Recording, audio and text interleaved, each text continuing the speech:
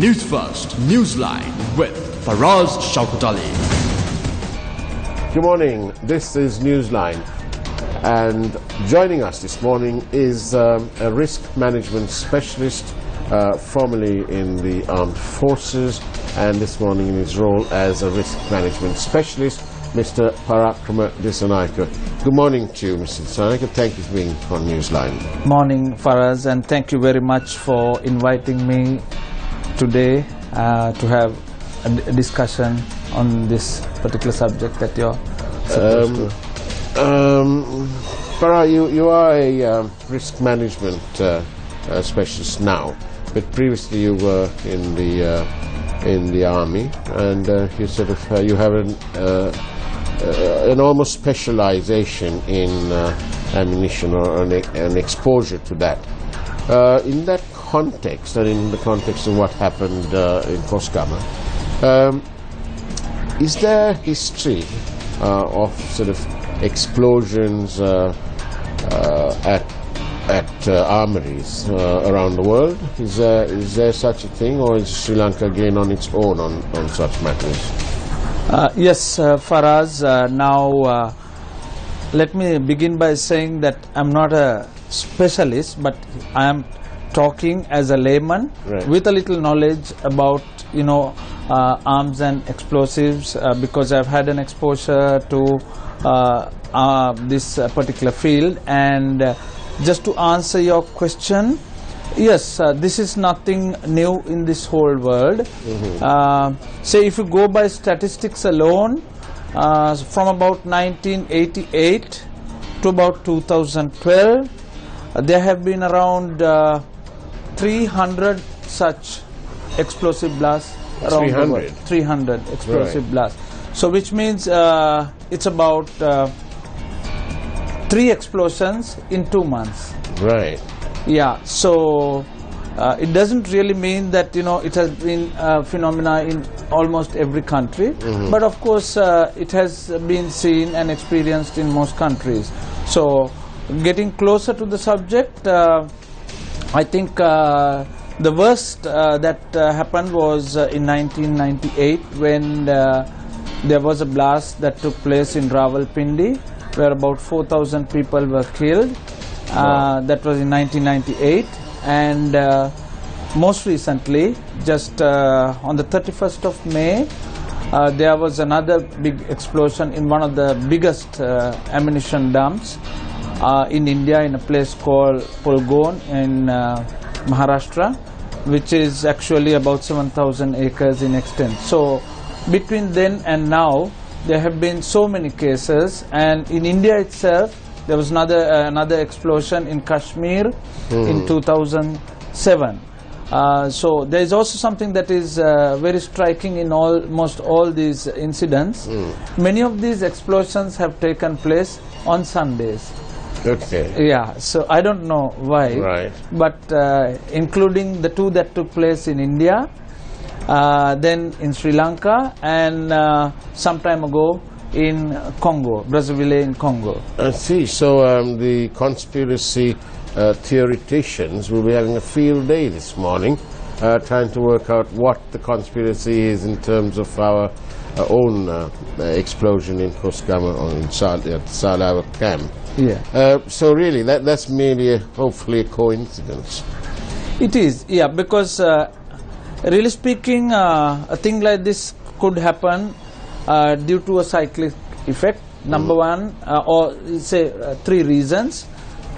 One of the reasons could be an accident, one negligence, the second one, and the third is sabotage. So it's like a cycle that works. Maybe in most cases, all these things are interconnected. So one cannot really say this is due to sabotage unless it's specifically proven, or this is due to an accident, or this is due to negligence. But of course, when you take sabotage, if it's an incident where it has been, like in Rawalpindi, it has been something like that, So that was taken as sabotage. Yes, but it was swept under the carpet by General Ziaul Haq, not Ziaul Haq, that time, yes, General Ziaul Haq. So it was, there was not much that came out of that investigation. Right. You mentioned that one of these armories is based in a facility of 7,000 acres. Yes. By contrast, well, do we know how much of ammunition was stored in a camp like that? Yes. We really don't know what the extent of or the volume of explosives that was stored there. But what we do know is it had a perimeter of about 26 kilometers, and that being the biggest ammunition dump in India, obviously it had so much of ammunition and explosives stored. But the thing is that in a large area like that, there's so much dispersion. So it's not confined to one particular area. So because of that, it's just that what we know is that about 130 tons of explosives really exploded at that time. I see. And so it's clear, like when you look at the history of these occurrences, what becomes clear is that the storage of ammunitions is a high-risk game. Therefore, how did we end up with such a large storage facility in a very quite residential area? Yes, coming back to that once again, it is not really uncommon for stockpiling of arms and explosives to be in places where there is high density of population. Going back to Rawalpindi, it was the same. So there was another case in Nigeria, in Maputo in 2007, where it was in a populated area.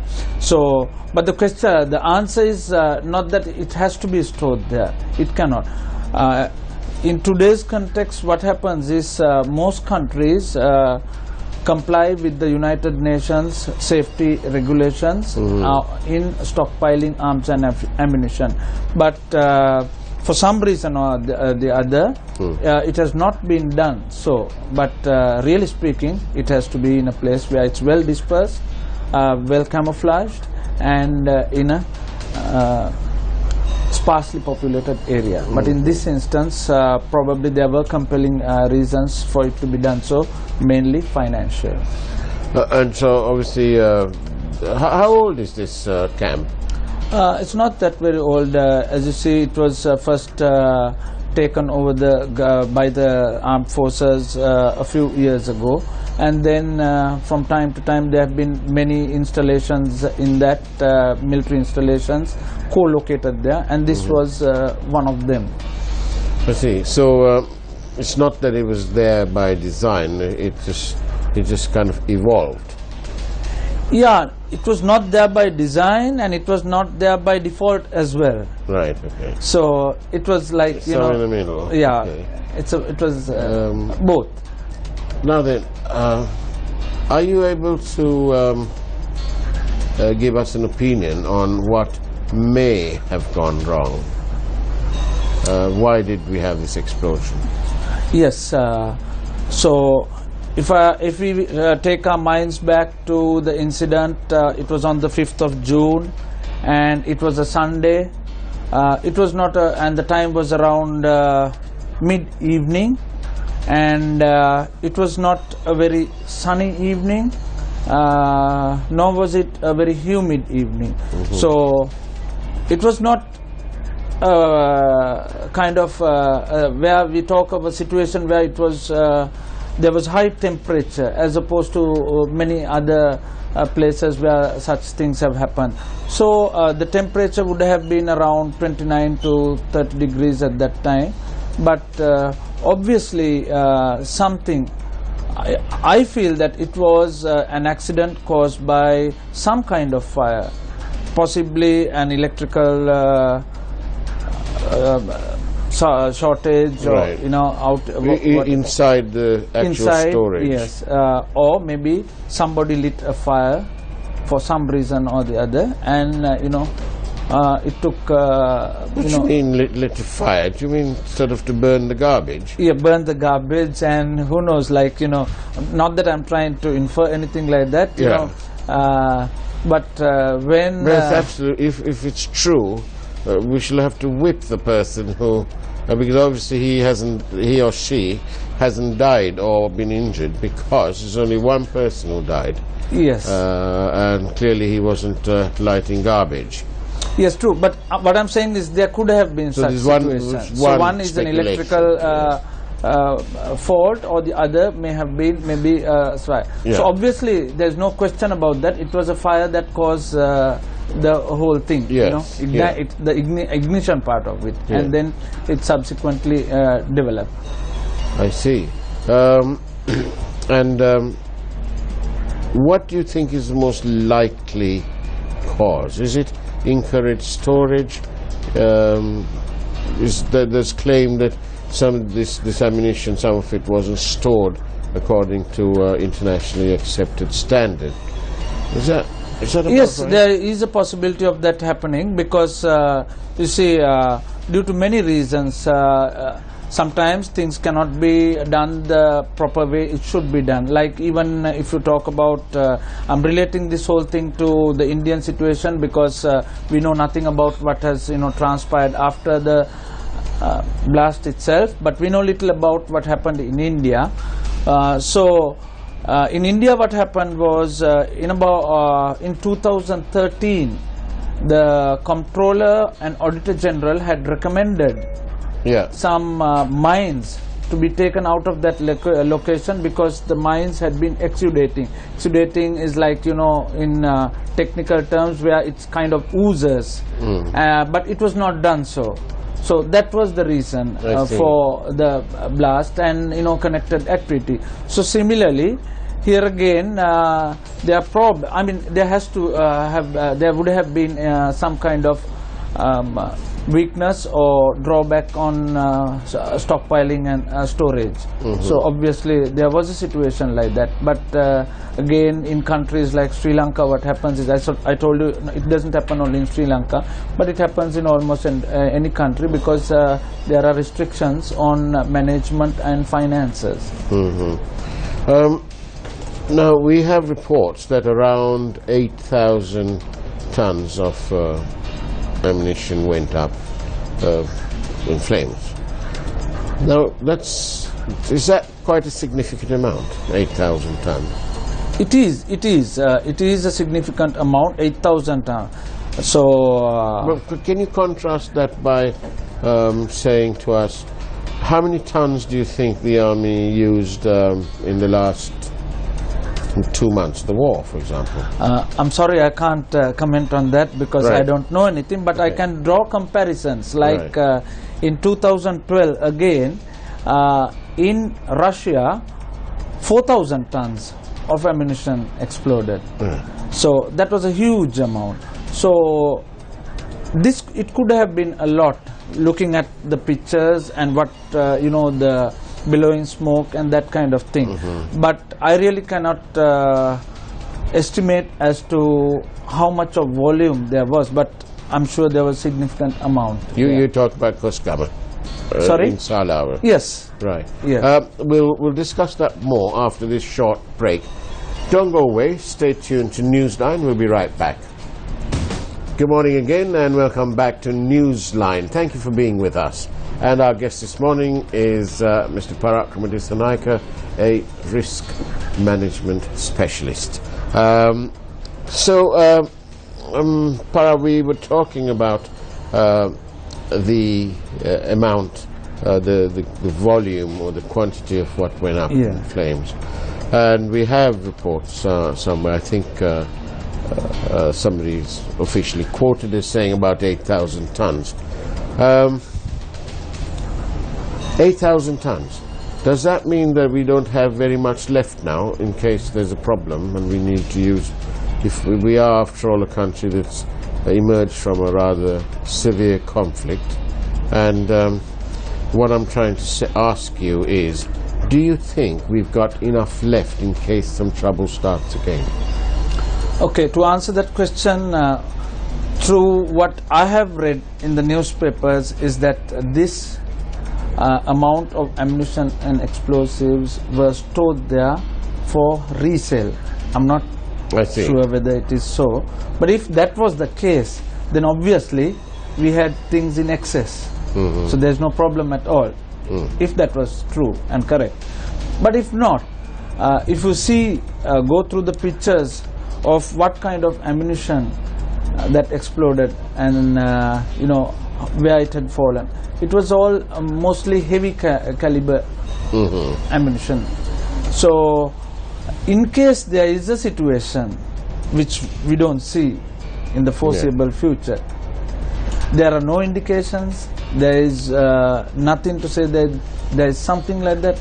It's not possible for a military to use heavy caliber arms and ammunition at a preparatory or a launching time when operations take place. So I don't think there is any kind of risk to national security at all if it was for resale. Number two is, even if there is a requirement, I think we have enough stocks of small arms ammunition stored in other places. Now, during all these years of the war, when various installations were targeted by the LTT, these dumps, whenever they didn't get anywhere close to destroying these dumps, or is that, did it actually happen? Did they try? You all managed to stop them? No, but I think we have information and the previous knowledge of where they have attempted to get through to them. Because you see, anybody who is trying to destroy the machinery of any military force, their prime target would be arms and explosives. But thankfully, they have never been able to get closer to places like this. I see. Because due to the security standards that had been in place. Of course, I'm not talking about the safety standards, the security standards. So were very high, and they couldn't, get closer to these dumps and wherever they were located. But as opposed to that, there have been explosions taking place in military establishments before. In Sri Lanka as well? Yes, in Sri Lanka as well. Right. It has been. It has happened in Elephant Pass. It has happened in Wavunia. It has happened in an Air Force camp. So there have been cases, but not due to terrorist activity. I see. For other reasons, for whatever the other reasons are. But now we have, you mentioned that the information that is out in the open is that this was being stored for resale. Yes. Do you think it could be the beginnings of a cover-up? As in an explanation, well, don't worry about it, it was going for sale. Sorry that it exploded. Is that a possibility? No, I don't think, because then again, what we are privy to is that what we see in the newspapers and in the media. So there were statements made by the authorities saying that this was meant to be resold. And personally, I know there were people who were involved. I'm talking about civilians who were involved in trying to get these deals through. Oh, I see. I'm not referring to politicians or anybody like commercial. that. Yeah, commercial, which is, I think, quite legitimate and which is okay. So there is no cover up there. Right. I see. But we just thought we'll put the minds of potential conspiracy theories to bed. How do they move forward? Where should they store these ammunitions? I think this is nothing new. They are out in the open. There is nothing classified. There is nothing restricted. All these are laid down guidelines, and every country makes sure that they adhere to compliance standards and best practices in stockpiling arms and ammunition. So what is really required is for them to move out these into places where there isn't much of a risk for the civilian population. Right. So that doesn't have to come from a person like me or anybody in civil society, but I think the military, the armed forces have specialists who are obviously knowledgeable about these things. And be able to advise on that sort of thing. Exactly.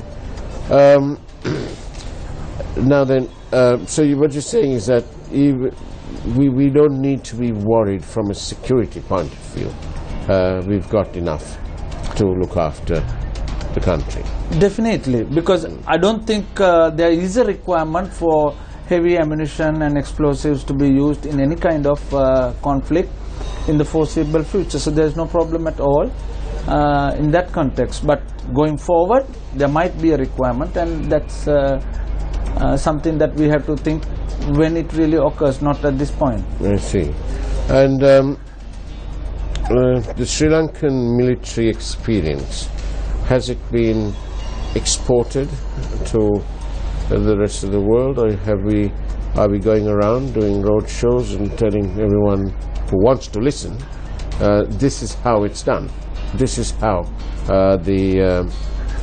how you win wars against terrorism, which is clearly what we've done in our country? Yes, really I can't give an opinion about that, but what I do know is that we're not on a marketing exercise to market the Sri Lankan armed forces, but there are of course people who come, who learn. There are joint sessions, through that we learn, they learn, and that is a universal situation in every country, and it takes place, and people learn from each other. But I don't think there is a situation where we try to go and market ourselves. One thing I must say is that we, in this new ambience of this good governance age and so on, the media, of course, are operating without any sort of fear psychosis. Well, it's by and large like that. And we've noticed that there is no speculation as to what may or may not have happened at Sarlaus, which is a good thing, I suppose. Do you think that the media are acting responsibly? How did you view the media's actions in the coverage of this incident? Yes, it's a good question.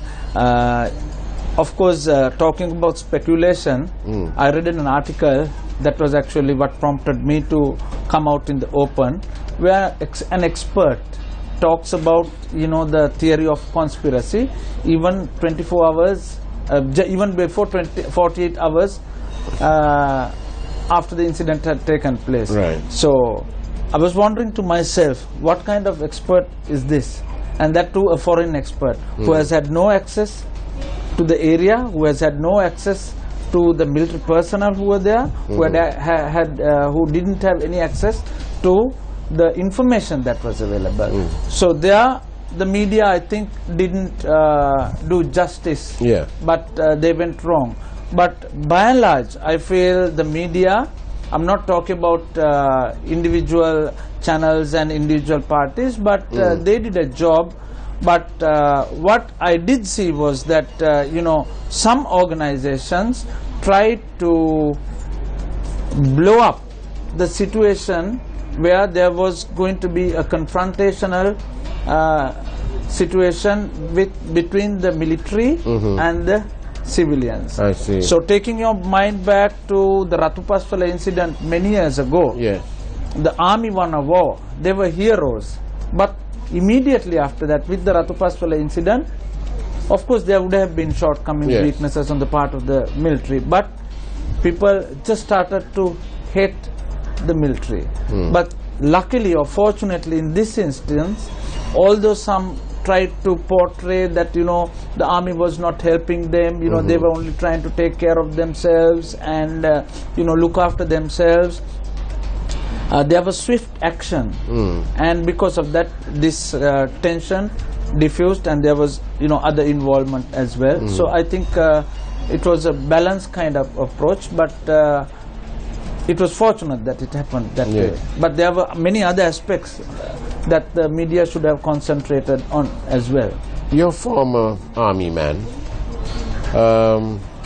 Do you agree with what the former Defence Secretary said in this instance? He said that if it was him, he would have asked for the resignation of the army commander. You're putting me into a very embarrassing situation, but let me answer. You're getting your pension, are you? Yeah. I'm just here for an apolitical discussion. Yes. But having said that, what I can say is I cannot comment on, you know, what other people say, what politicians say. But as a member of the public. What I can say is that, you know, when an explosion took place in Polgon, General Dalbit Singh did not resign, or he was not asked to resign as the Chief of Army Staff of the because Indian he was Army. leading from the top. Yes. And so was our army commander. Obviously. I just wanted to check if you were So on the same things like this wavelength. happen each time something happens, like, and this was not the first time an explosion in Sri Lanka took place. Indeed. So what we need to do is, you know, to move forward and see what has gone wrong, and then try to manage the situation. Now this new army headquarters that's being built, do you think they've got an army storage there? Or No. would that be too silly a thing to do? No, you can't have a storage in a place like that, in and that's a highly populated area. Right, yes. Because there's some controversy about the building of it from a financial angle. Yes. So you as a citizen, are you quite happy, security-wise, that we're going in the right direction? Yes, there is nothing to worry about the security situation in Sri Lanka at this point of time. Yeah. Because, you know, if there was a threat or if there was a likely development in any area, it is up to the experts to give opinions or to analyze the situation and make the people, the country at large, to be aware of what really takes place. You know, each and everyone can't give an analysis or a security update of the situation in the country. So it has to be either from the Ministry of Defense, or it has to be from the military spokesman, or it has to be from some authority, a politician or somebody who doesn't really get involved in information dissemination cannot really give an opinion about security, because they are not privy to information and activity that takes place in the armed forces. And sadly, the armed forces themselves cannot come out in the all the time out in the open and give military updates, because you know, they are from a hierarchical organization as well. The questions coming in thick and fast, but unfortunately we've run out of time. So thank you, Parakrama Dissanayake, for being on Newsline. We look forward to welcoming you on our network once again. Thank you very much. Thank you, Faraz. Thank you for inviting me. Thank you for watching Newsline. We shall wish you a great day ahead. Thank you, take care, and God bless.